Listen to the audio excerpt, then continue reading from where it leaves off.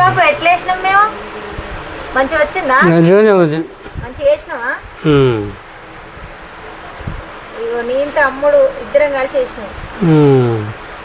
ఇగో ఈ మెట్లు వీడికి వచ్చేసరికి ఇగో ఈ డబ్బా అయితే అయిపోయింది. అయిపోగొట్టినాము. ఎట్లా మస్తు కనబడుతుంది కదా?